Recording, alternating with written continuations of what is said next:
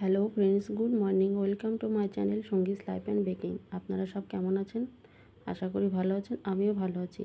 আর আমি আজ সকাল সকাল মন্দিরের সামনে বসে পড়েছি। আর এদিকে মা সকালবেলা পুজো টুজো করে প্রণাম করে নিয়েছে। তারপরে আমাকে ওই ঠাকুরের আশীর্বাদ নিয়ে আমার মাথায় দিয়ে দিল।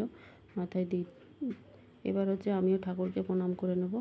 কারণ হচ্ছে আজকে আমার সেই দিন, যে দিনটার জন্য আমি এতদিন থেকে অপেক্ষা করে আছি। আজকে হচ্ছে আমার ডেলিভারি ডেট। তো সকাল সকাল পুজো করে ঠাকুরকে প্রণাম টনাম করে ঠাকুরের আশীর্বাদ নিয়ে আমরা বেরিয়ে পড়ছি। আর এদিকে দেখুন আমার মেয়েও ঠাকুরকে প্রণাম করছে যাতে ওর ছোটো বেবি ভালো মতো আসে। আর সবাই ব্রেকফাস্ট করে নিয়েছে সকাল সকাল। আর এদিকে আমার তো আজকে আর কোনো খাওয়া দাওয়া হবে না। সকাল থেকেই ডাক্তার বলেই দিয়েছে যেন সকাল থেকে আমি কিছু না খাই, কারণ আজকে আমার 12টার মধ্যেই ডেলিভারি, মানে 12টার মধ্যে সিজার হয়ে যাবে। তো 12টার মধ্যে সিজার হওয়া মানে আমাকে সকাল থেকে না খেয়েই থাকতে হবে। যদি আমি কিছু খাই তাহলে হচ্ছে মানে পরে গ্যাস হবে, গ্যাস হয়ে বমি হতে পারে। আর সিজারের পর বমি হলে তখন সেলাইতে টান পড়বে।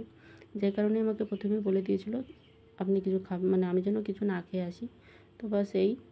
আর এদিকে আমাদের গাড়ি চলে এসেছে, আমিও গাড়িতে বসে পড়লাম। আর এখন এই আমার মেয়ে আর আমার ভাই বসে পড়বে সামনে, আর আমার হাজব্যান্ড নিয়ে যাবে বাইক। তো আমরা এই সঙ্গে সঙ্গে মানে গাড়িতে ওটার সঙ্গে সঙ্গে ছেড়ে দিয়েছে, কারণ ওদিকে একটু লেট হয়ে গেছিলো। আর ওদিকে ডাক্তার বলেছে আমাদের 8টার মধ্যে পৌঁছে যেতে। তো বাস আমরা পৌঁছে গেছিলাম। এখানে এসে যে বসে বসে অপেক্ষা করছি। প্রথমে আমার ডেলিভারি হওয়ার কথা ছিল সরকারি হসপিটালে, কিন্তু সেখানে আমাদের ব্লাড অ্যারেঞ্জ করতে বলেছিল। তো আমরা মানে ব্লাডটা আমার যে গ্রুপের ব্লাড আর কি দরকার সেটা আমরা অ্যারেঞ্জ করতে পারিনি, যে কারণে পরে আমাদের নার্সিংহোমে মানে আসতে হয়। তো নার্সিংহোমে এসেই বসে বসে অপেক্ষা করছিলাম। আমরা 10টার মধ্যে নার্সিংহোমে পৌঁছে গেছিলাম, কিন্তু আমাদের মানে বেড দিতে দিতে 12টা বেজে গেছে। তো এই বসে বসে আর ভালো লাগছে না। আমরা দুজনে, মা, আমি আর আমার মেয়ে, তিনজনে বসে বসে অপেক্ষা করছি। আর ওদিকে আমার মানে তোমাদের দাদাভাই আর আমার ভাই দুজনে মিলে হচ্ছে গেছে যত মানে ডকুমেন্টস সাইন করতে হবে, যা যা করতে হবে হসপিটালের ফর্মালিটি, সেগুলো পূরণ করতে।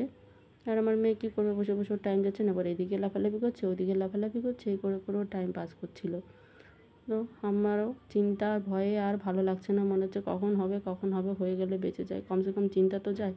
তাই আমাদের মানে বেড দিয়ে দিয়েছে। এটা মানে আমরা একটা পার্সোনাল কেবিন নিয়েছিলাম।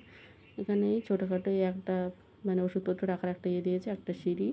আর এটা হচ্ছে পেশেন্টের বেড। আর এই পাশে হচ্ছে আরেকটা বেড দিয়েছিল যাতে বাড়ির যে লোক থাকবে তার থাকার জন্য। আর এদিকে আমাদের ইয়েটা ছিল 3তলাতে, ওখান থেকে জানলার ভিউটা আমি দেখছিলাম। তো বসে বসে সত্যি আর ভালো লাগছে না, এত টেনশন এত ভয় আমার লাগছে। মানে মনে হচ্ছে কখন হবে আর আমি কখন বাঁচবো বলতে কি ওই বাঁচা না, মানে চিন্তাটা মুক্ত হব।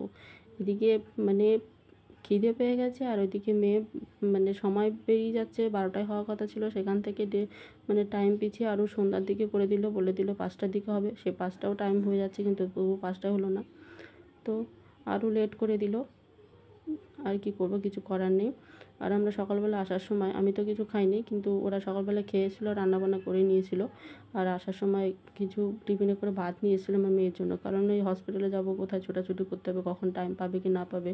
আর ওকে তো না খাইয়ে তো রাখা যাবে না, কে কী খেলো কি না খেলো। বাস এই পর্যন্তই। তো দেখতে দেখতে এদিকে আমাদের মানে সেদিনকার ডেলিভারি হয়ে গেছে, পরে আর কোনো ভিডিও করতে পারিনি।